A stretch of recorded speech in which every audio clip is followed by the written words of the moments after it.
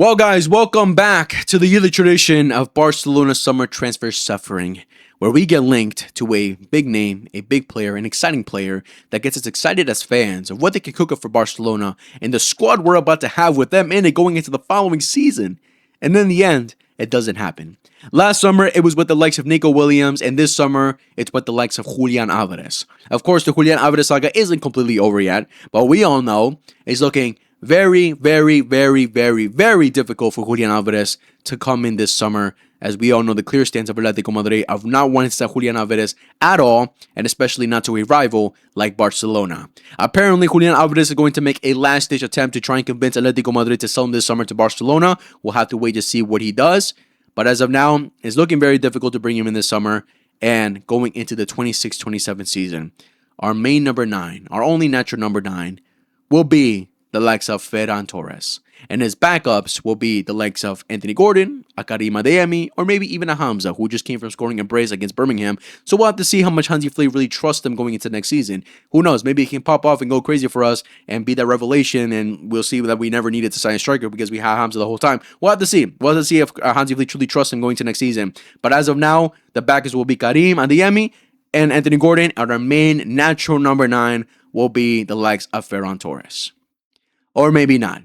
Because, guys, today we got reports yet again that there's a potential of Ferran Torres leaving this summer, with the main team targeting him being Paris Saint-Germain. As Fabrizio Romano reported, Paris Saint-Germain remain in direct talks with Ferran Torres' camp over a move this summer. Barcelona do not want to sell Ferran. The only way is if Ferran asks to leave the club. So there we go. This isn't breaking news whatsoever. We got this news a couple weeks back as well that Paris Saint-Germain were interested in Ferran Torres, and that Ferran Torres was also keen on a move to Paris Saint-Germain and playing under Luis Enrique once again. Of course, they have experience with each other, considering Luis Enrique was the national team coach back in the day, and Ferran Torres obviously played under him as well, and he also did his daughter, which is kind of funny. But yeah, that's the main news that we got, that Ferran Torres was keen on the move and that he wanted to play under Luis Enrique again.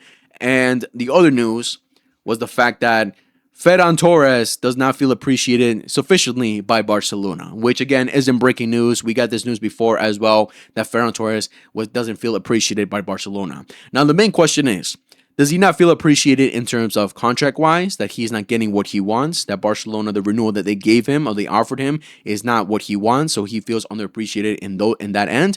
Or does he not feel appreciated in terms of the level of importance for the team under Hansi Flick, of him wanting to be the main number 9, but he's not getting that role as of now? That's the main question. Now, when it comes to the contract situation, obviously Ferran Torres is still on his contract that he had when he first signed for Barcelona. He has not renewed his contract whatsoever, and his contract, we all know, expires next summer. So a renewal obviously has to come out at some point. And we got some reports that Barcelona had sent Ferran Torres a renewal, and that Ferran Torres and his camp were not happy of the renewal offer from Barcelona. So of course, that's nothing new. We've gotten news that Ferran Torres was upset about the renewal that Barcelona offered him.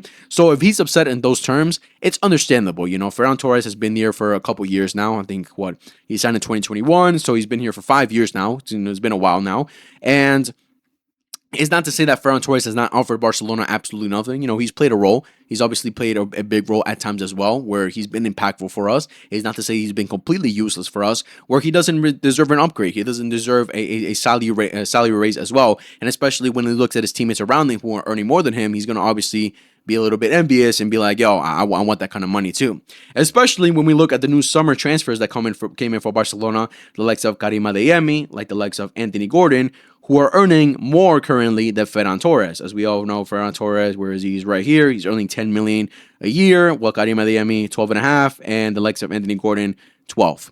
So obviously Ferran Torres is going to be looking at that and be like, yo, I want that money too. And of course, looking at his teammates, especially his national team teammates, like the likes of Pedri, like the likes of Dani Olmo, Lamine Yamal, who is obviously earning a lot more, he's going to be like, yo, I think I deserve that kind of money. It's understandable that Ferran Torres will be upset about that. You know, at the end of the day, this is their job, this is their livelihood. So it's understandable that they're going to want to get as much money as possible. So at some point, Barcelona will have to send him a renewal, especially if the reports are true that Barcelona do not want to sell. At some point, Barcelona have to offer him a renewal that he'll like if they truly want to keep him. If not, then we're either going to lose him next summer and a free transfer, or this summer we try to get something. Because if Ferran Torres is not happy with the contract situation of what he's being offered, then he's not going to renew at all whatsoever. So he'll just play his contract out, and then next summer we lose him on a free. So we'll have to see what moves Barcelona make if they truly appreciate Ferran Torres. Of course, Hansi Flick will have to play a role in it as well. If he truly wants to keep Ferran Torres as well, does he trust him next season to be a main number 9 if Julian Alvarez doesn't come in? We'll have to see. But as of recent, I haven't seen any type of news of Barcelona sending another renewal offer to Ferran Torres or what the numbers are looking like. But that can be one end where Ferran Torres doesn't feel appreciated in terms of contract-wise. Now, if it's in the other end where he doesn't feel appreciated in terms of playing time, I mean, we've been over this, guys. We all been over this. This is nothing new whatsoever. Ferran Torres, if there's anyone to blame for you not being the main number 9 for Barcelona, not feeling appreciated in the end to be the main number 1 guy for us up top, it's your own fault. It's your own fault. Let's go over this once again. Last season, we all were expecting Ferran Torres to be our main number 9. Because we all knew Lewandowski was not going to replicate the numbers that he had in the 24-25 season going into that following season. There was no way he's going to do that. You know, what Hansi Flick and the wonders that he worked with Lewandowski in his first season was already magical, but we knew that Lewandowski wasn't going to offer those same numbers or those same performances going into the following season. You know, he's getting older, and we also had a big feeling that it was going to be Lewandowski's last season at Barcelona, and of course, that came out to be true, right? So we were all expecting Ferran Torres to be our main number 9 going into next season, where Hansi Flick did trust him. He did play him in big games. He did start him in multiple games. But he didn't deliver. What can we expect? Yes, he got his goals. Yes, he got his assists. Yes, he had some good performances. But consistently is the main problem with Ferran Torres. Consistency. That's the main problem with Ferran Torres, where he just frustrates us so much. At times, his link-up play is awful. At times, multiple times, I should say, he misses sitters. We all know what it's like with Ferran Torres. He's such a player that's so difficult to try and defend because one game, he'll be incredible. He'll score a hat trick. He'll do incredible things where you're looking at him as the main guy for us. And then the following game, he's just a shell of that player that he once was and just turns complete garbage where he's just undefendable. He's just undefendable, right? And again, like I mentioned in a couple of videos back, the main game where a lot of Barcelona fans completely turned on him was after the Chelsea game because we got belt to ass. We lost 3-0. Yes, we got a red card. That obviously played a big role. But how much the game could have been different if Ferran Torres scored that open sitter, that open goal that he had. Like him missing that, she just sums up Ferran Torres, of how inconsistent he is. He's clearly a player that just runs off confidence. You know, if he's confident, he'll play great. You know, Ferran, again, it's not to say Ferran Torres is not deliver for us. He's had some great games. Like in the second leg against Atletico Madrid, he did great. He did great against Atletico Madrid. You know, it was kind of a shocker that he got subbed off because of how great he was doing during that game. But again, it's not consistent from him, what we get from him at all times throughout the whole season. There's just games where he's just very frustrating, and we cannot trust him to be our main number 9. That's why when the season ended last season, we all knew we needed to get a big number 9, a main number 9, where Ferran Torres would have to be the backup. So if there's anyone to blame for Ferran Torres not getting that trust from the fans and Hansi Flick, it's himself. It's just himself. Where it got to points where Hansi Flick had to trust the less of Lewandowski, who was also frustrating because he was in his last legs. We all knew he was leaving. Again, he was just not going to replicate the same numbers or the same performances as the season prior. So it was very frustrating. We had to interchange between two strikers who were just inconsistent at that point. So last season was, you know, it was just very, suffering watching these two guys as their main number 9s, right? But Ferran Torres, like last season was his chance to really prove to the world that he's just not an understudy. He's not a person that's going to continue to be a rotational player throughout his career, and he can finally solidify himself as one of the main players in the world, one of the best players in the world, one of the best attackers in the world, and he just didn't do that. He just didn't do that whatsoever. So again, if there's anyone to blame, Ferran, it's yourself. It's yourself. Right now, he's probably coming from a big high because he just scored in a World Cup final. But it's the same case with the Spanish national team. You had the likes of Oyarzabal ahead of you, Ferran. What do we have to say there? What has to do with that? Has nothing to do with the likes of Barcelona. It has to do with the likes of you're just seeing more as an impactful player coming off the bench. That's how you were used for Spain, and that's how you use for Barcelona. And that's the same thing that you will be used for Paris Saint-Germain if you do end up going to Paris Saint-Germain. So if it comes to that aspect where he feels underappreciated because of the playing time, because of his role for Barcelona, again, there's no one to blame but himself. But again, looking at the current situation with Barcelona and Julian Alvarez and us not being able to get a number 9 in this summer because obviously our main target was Julian Alvarez. Right now it's looking very difficult. We got news recently that Barcelona were going in for Krupi as well to see, get some talks in for Bournemouth to see what the potential of bringing Krupi in this summer. But we all knew that was looking difficult because of the high price tag on Krupi and also because Bournemouth did not want to sell. And now he just got surgery, so he's going to be out for 2 to 3 months. So yeah, there's no chance of him coming into Barcelona whatsoever this summer. So at this point, we have to try and keep Ferran Torres. We have to desperately try and keep Ferran Torres this summer. We just cannot afford to sell him. Because at least with Ferran Torres, we're guaranteed something. We're guaranteed at something as him being our main number 9. With the likes of Adeyemi, with the likes of Hamza, with the likes of Gordon, it's just not guaranteed. With Adeyemi and Gordon, they can fill in, but just because they can fill in doesn't mean it's the best position. I feel like it's going to be very frustrating if we have them as our main number 9s or if them rotating as our main number 9s because we lose Ferran Torres this summer. So Barcelona have to try the hardest to keep Ferran. I'm sure Hansi Flick, if we don't get Julian Alvarez in, of course, if we don't get Julian Alvarez in, I'm sure Hansi Flick will play a major role of trying to convince Ferran Torres to stay next summer because Ferran, again, you going to Paris Saint-Germain is not going to change your position of what you are as a player, of you being a rotational player, of you being an impactful player coming off the bench. Just because you had a good relationship with Luis Enrique doesn't mean now you're going to come into Paris Saint-Germain and be the main number 9 for them or just be a main attacker for them in general because they already have incredible attackers with the likes of Dembele, Kvaratskhelia, Doué. They signed another player. I forgot who they signed. He'll probably play another key role as well. So you're not going to be the main number 9 up there. He'll probably have more chances of starting and playing a little bit more minutes because we all know with Paris Saint-Germain, they're able to rotate. They're able to rotate a lot more compared to Barcelona, where Barcelona, we have to play our main 11 every single game, especially in the league because of how difficult it is. With Paris Saint-Germain, they have the luxury of rotating because their league isn't as difficult or, they're obviously the strongest team in the league, so they're able to rotate. That's just how it is. Everyone knows that's how it is. So he'll probably have more potential of playing over there. And we also know with the likes of Ousmane Dembele, he gets injured a lot. So, Ferran Torres also had the potential of, being the main number 9 for them if Dembele goes out. Because it's guaranteed every summer, or every season, I should say, that Ousmane Dembele gets injured. So Ferran Torres has more probability of probably playing over there compared to us. I don't think so. If Julian Alvarez doesn't come in, I think Ferran will be the main number 9 for us next season, and he'll get a lot of minutes. But it's a matter of ambition. It's a matter of getting that playing time, of being the star guy, of being, elevating yourself and putting your name out there. Then Ferran Torres, and looking at the situation right now of how it is and how unlikely it is that Julian Alvarez will come in, shouldn't Ferran Torres stay in play? If I really want to prove myself, and I'm already playing in one of the best clubs in the world, where we're competing for everything, we're not competing for just one trophy here and there, we're competing for everything. Shouldn't he be looking at the situation saying, yo, Julian, most likely not going to come in. Let me stay this season, and let's see how it goes. He's going to be our main number 9. Hansi Flick is going to trust him because he has more trust with Ferran Torres compared to the likes of Adeyemi and the likes of Anthony Gordon. So Ferran Torres will be your main number 9. He will play a lot of minutes compared to last season and the season prior.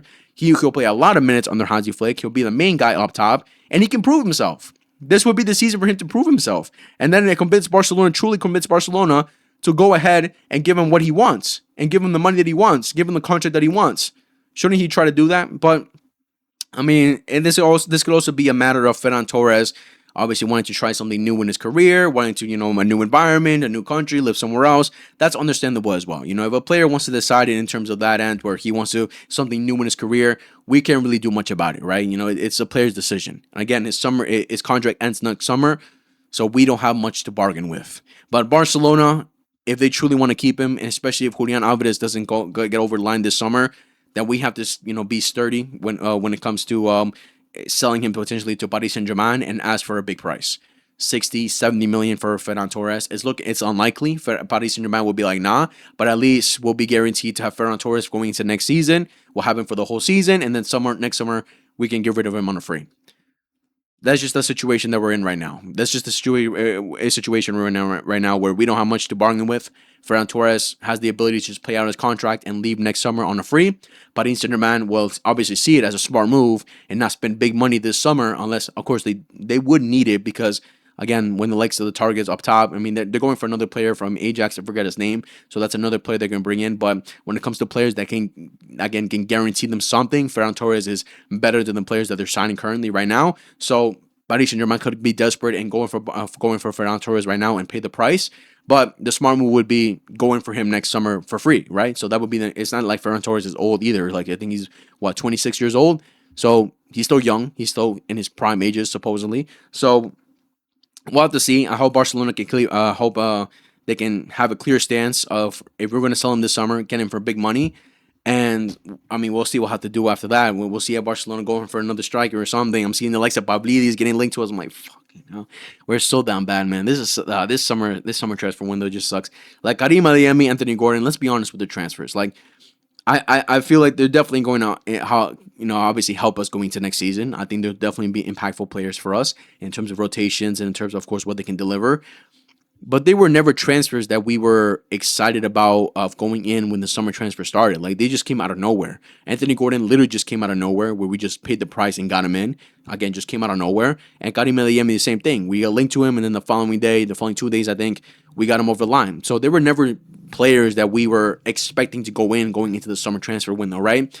Well, compared to the likes of Julian Alvarez, we were excited. We were linked to him, and then boom, we were just excited, right? But we all knew we needed to get a number 9 in, and Julian Alvarez was the main guy that we can potentially go for because the other number nines in the world, the best in the world, this just impossible for them to get in. Harry Kane was the other one that we were heavily kind of linked to, but we just knew that was never going to happen, that we were never going to get Harry Kane in. So Julian Alvarez was the only probable number 9 we can probably possibly get, and then, right now it's looking like we're not going to be able to get him over the line. So that's the stance that I have currently with Ferran Torres.